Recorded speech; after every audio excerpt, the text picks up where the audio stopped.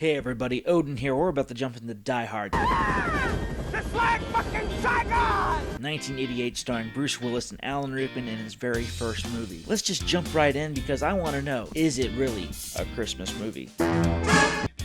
And now, our feature presentation. 20th Century Fox. 20th Century Fox has actually come out and said that this is a Christmas movie. We'll see if it is for real. So you're telling me there's a chance? John McTiernan, his first movie being Predator. If you haven't seen it, watch it. Arnold Schwarzenegger, can't go wrong with it. After you get where you're going, take off your shoes and your socks. Then you walk around on the rug barefoot and make fists with your toes. I've actually tried this. It doesn't work. It really doesn't. Hello? She wants them. First hint that it's a Christmas movie, sleigh bells, with very dramatic music with the title, but sleigh bells. Hint number 2, we have Christmas trees. That could be very much considered Christmas movie material. One of the greatest years in the history of the Nakatomi Corporation. I never said yay in my life, unless it's fake. William Atherton, the quintessential a-hole in 1980s movies. He was also in Ghostbusters. Believe Mr. Pecker. My name is Peck. Think the baby can handle a little sip? That baby's ready to tend bar. That's blasphemy these days. No, a baby can't have a sip of alcohol. I was raised in the decade where mothers had children with... Maybe that's my problem. And that cute little girl will end up getting in trouble in Die Hard 4. Live Free or Die Hard. Lucy, hang up that phone. Just calm down, miss. We know exactly where you are. Thank God she did that, because that's going to work in her favor later on.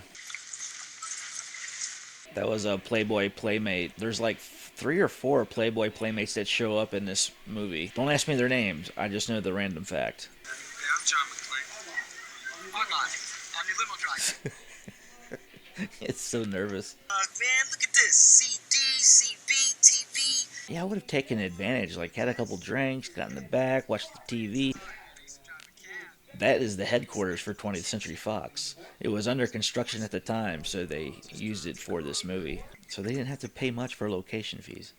Why'd you come with her, man? What's up? Because I'm a New York cop. I got a 6-month backlog. Argyle's whole character is basically somebody who is for the audience to let us know what is going on in John McClane's life. Any Christmas music? This is Christmas music. Run DMC, John McTiernan, directed by. I think he went to jail for like tax evasion or something. He's out now. And that was another hint. Run DMC. That was a Christmas song. Hint 3. More Christmas decorations. Going to a Christmas party. Signs are starting to show Christmas. Modern technology. Is it touchscreen? Ooh, it is. Gennaro. She took the maiden name. They had a really bad fight. Building. Take the express elevator. Get off where you hear the noise. He made him go through all that crap, and he already knew where everybody was. That's a dick of a security guard. Just to let you know, the elevator ride, it becomes a staple among the Die Hard franchise. Just every single movie has a Die Hard elevator scene. What is that? Ugh, it's disgusting. I want beer, cheap beer. Whoops. Hello. Yeah, it's a little strange when you just get kissed randomly on a cheek by some guy you don't even know. I mean, at least say hi. Give me a high five or a handshake. Although it didn't work out, so we got you with tape decks. The quintessential yuppie from the 80s. He does a good job. He was made for the business. Tough as nails. They make the scene feel so awkward. I think Bonnie Benedella does a good job conveying the awkwardness between them. The music, the ode to joy. I like that they picked this. You know why they picked this? John McTiernan went with it because it was in A Clockwork Orange. They used it as the theme for the bad guys, so that's why they used it for this. And it works very well too because it's very cheerful, very Christmassy. Oh, there's the other Playboy Playmate. Speech time. Clint Eastwood actually owned the rights to this movie until he ended up just letting it go because he was kind of old for the character at some point. And it ended up going to Bruce Willis, which I think he was like 20th in line after people like Arnold Schwarzenegger. Paul Verhoeven was actually going to direct this at one time too. Went on to direct Total Recall instead. No shit. They had so many people, like Burt Reynolds was attached at one point. Kurt Russell, just about every action star you can think of back in the day. Sylvester Stallone. They actually didn't have Bruce Willis on the poster when this movie came out. It was just the building and like some little action to it. When it ended up being a hit, they actually put the posters of his face back up in theaters when they realized that it was going to be something big. Hockey puck? Dear Lord, what's this? Whoa. Death. Death is what it is. If you notice in the background, there is nothing there other than a wonderful Alan Rickman coming out, but in behind everybody, there is nothing in the background. The reason I point that out, I will let you know in the future. Fist with your toes. That's the cleanest we're going to see that undershirt. And they actually had 17 undershirts that went through different stages of it being deteriorated and discolored over time. And one of them actually hangs in the Smithsonian. So that's pretty cool. Yeah, Argo. I'm kicking it down to the garage. That was Stevie Wonder on the radio. He actually is referenced later on in the movie. Uh-oh. Are they still, like, laying down? Once you hear the gunfire, you think she would have had her shirt back on by now. Ladies and gentlemen. The intro of Alan Rickman. University of California. The blonde guy, his name escapes me, but I've seen him like maybe once before in The Money Pit. He played the love interest to Tom Hanks's wife. Max, it's over for us. Oh, why? Then just go to bed with me. He actually passed away in '94, I think, from alcohol poisoning. Not a good way to go. Guided missiles. When Alexander saw the breadth of his domain. Run, Alexander, for... It's my Alan Rickman. I don't know. It's kind of crappy, I guess. Kind of terrorists. Who said we were terrorists? McTiernan actually wanted them to not be terrorists. He wanted them to be bank robbers because he thought he could actually sell bank robbers on a more lighter note in comparison to terrorism. Took the silencer off. You know why they do that? To make a point. And this is the scene where you know the bad guy means business. He has no soul. Makes you realize who you're actually dealing with. And Bruce Willis, John McClane figures it out pretty quick too. Oh, this guy ain't playing. Margo, tell me you heard the shots. You're calling the police right now. Of course I'm still coming by later. Hearing shots through a few floors of concrete, let alone like 34 floors of concrete, it's a little difficult. He's a cop, he should know that. That guy there, he's been in so many 80s action movies. Shows up in just about any one that you can think of. He actually has an appearance in one of them. I actually mentioned him too in My Science Project. He appears. I promise I won't hurt you. Yeah, as you cock your gun. You can tell that he is definitely a henchman because he's stupid. Drop it, dickhead. That's why you're a henchman. Whoops. It's one way to kill somebody. I just accidentally twist their neck. He got a little blood on his shirt. His first stain. You know, when actors have to keep their eyes open, I really give anybody credit who is in a scene for a long period of time and they have to keep their eyes just dead open. It's like, man, can you just yell cut so I can blink? Because I've seen some movies where it's like gone a minute or two and there's no blinking. I was like, wow. And I always try to look for that. One of the biggest ones is Weekend at Bernie's. Should watch that and see how many times Bernie actually blinks.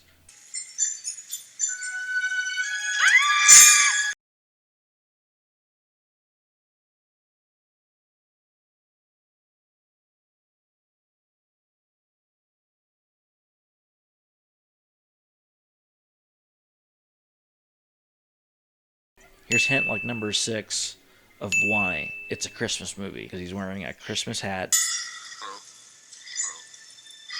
And Alan Rickman says ho ho ho. So You're jerking me off on the radio. Now send the police back up ASAP. This is a reserve. the actress that's talking right now is the same actress who plays a stewardess in Die Hard 2, Die Harder. It's kind of weird that somebody would be questioning whether or not if it's true or not. It's like, send a cop. Why are you questioning a guy who's calling on a frequency that shouldn't be used? Shouldn't I give you some pause? She should be fired. Oh, another introduction to a character. Sergeant Al Powell, aka also known as Officer Carl Winslow from Family Matters. Used to love that as a kid. With Steve Urkel and such. We work pretty well together. We're a team. Yes, we are. Yes, we are. I think this guy got typecast as a cop right from the get-go, because I think one of his first roles was in Ghostbusters. He played a cop. Okay, Ghostbusters. The mayor wants to see you guys. Love the music in this. It's done by Michael Kamen, who also does the score for the Lethal Weapon series.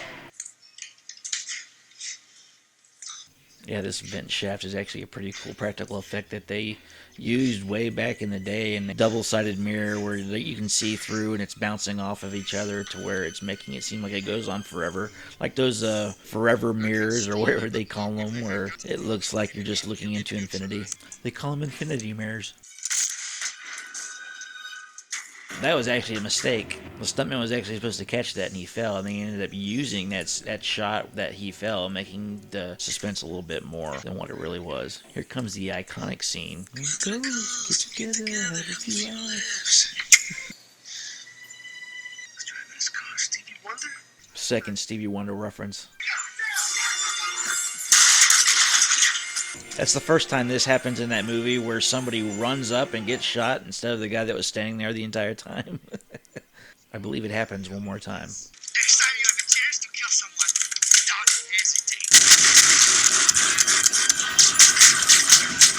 hesitate. That scene is actually a scene where Bruce Willis lost about 2/3 of his hearing in his left ear. That was reason number 7. He was singing a Christmas song.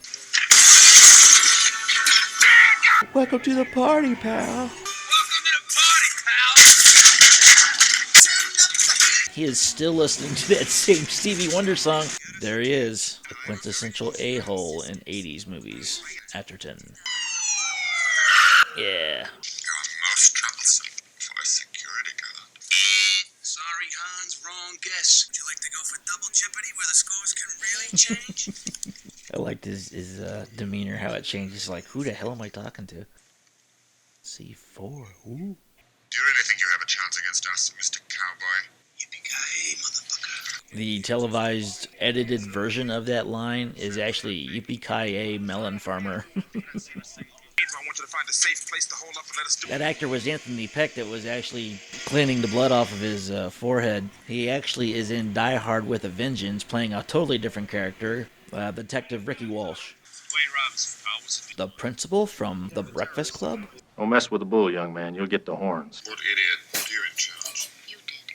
When you murdered my boss. Oh, mic drop. Is control of the Nakatomi building. What? That's where I am. Well, what about the body that fell out the window? It's probably some stockbroker got depressed. He was killed by landing on a bunch of bullets, because he was shot several times in the groin. I don't think too many guys would be shooting themselves in the groin. Thorns! Just break the window. I wouldn't even bother with the lock. Just like break in, jump in, get behind a pillar. It's glass, guys. Frickin' shoot the glass. The way John McClane is doing this with C4 isn't how C4 works. You actually need something to make a shock in order for the C4 to explode. It just doesn't blow up. It's a plastic. It needs an electrical charge in order to do so. So just dropping it down this elevator shaft doesn't work. This elevator shaft, it's a miniature. They actually blew fire up into this miniature elevator shaft to get that effect of the fire coming up it. It's pretty cool. They don't really do that stuff anymore, but I like the practicality of things back in the day. I've got 100 people down here and they're covered with glass. Glass? Who gives a shit about glass? Hey, frequency talk? His first mistake. Saying things. Hans.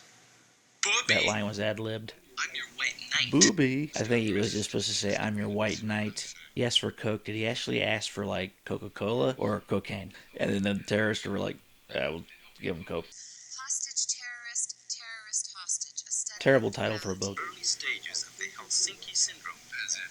Helsinki. This scene is entirely ad-libbed. Hi there.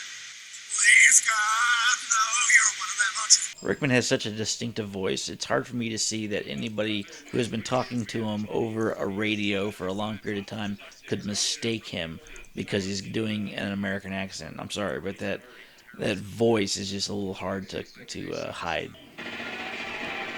Twice. That's the second time where somebody was in the way and all of a sudden he moves and kills the guy behind him. She stiff-fenced her. What? He didn't understand in his native language, so he had to speak it in English.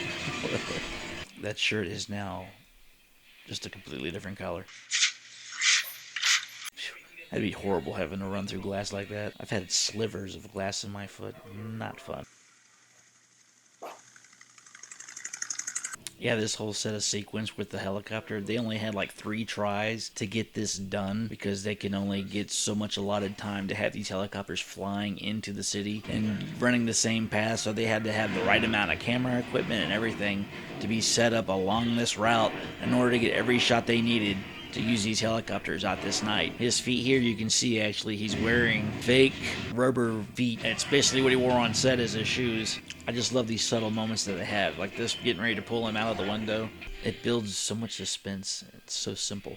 That whole thing right there with the explosions and the helicopter that's about to drop off the edge of it, that's all a miniature. Miniature helicopter, miniature top of the building. They blew it up. They did it with slow motion. Basically, they ramped up the frame rate of this shot, which looks great still. Looks like they really blew up a helicopter when it's all just miniature. And this is what I was talking about earlier. You got this ambulance that's parked inside of this vehicle. At the very beginning, there was no ambulance. That's because they were writing this script as the movie was going on, and this was written in after the fact. This line coming up is ad-libbed. The death of Hans Gruber. This shot right here, they actually let him go on 2 and not 3. That's why he has such that big surprised look on his face. Worked out really well. It's a hell of a fall for any stuntman to have to do, but someone actually did that.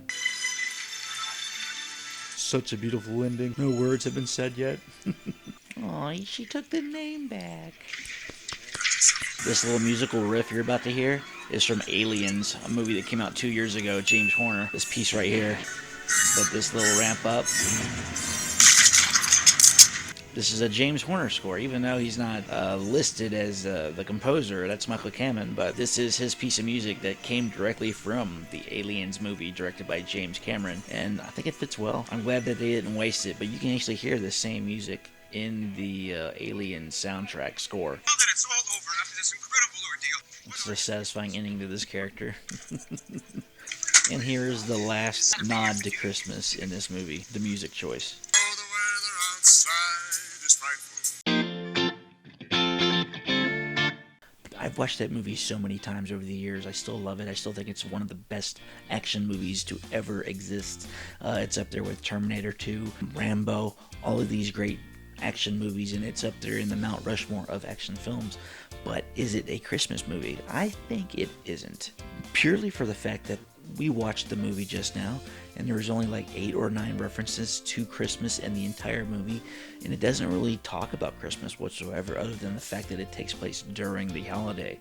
But other than that, it has nothing to do with Christmas. You can literally take the story of Die Hard and have it happen during Thanksgiving, 4th of July, St. Patty's Day, you name it, and it'll be the same movie, other than the fact that there's going to be different music probably being played and a different party going on. But that's about it. I don't think this is a Christmas movie. So what do you think? Let me know. Comment below. Tell me what you think. Do you think it's a Christmas movie? Do you think it isn't? Let me know. And please subscribe while you're at it. Until next time, see you later.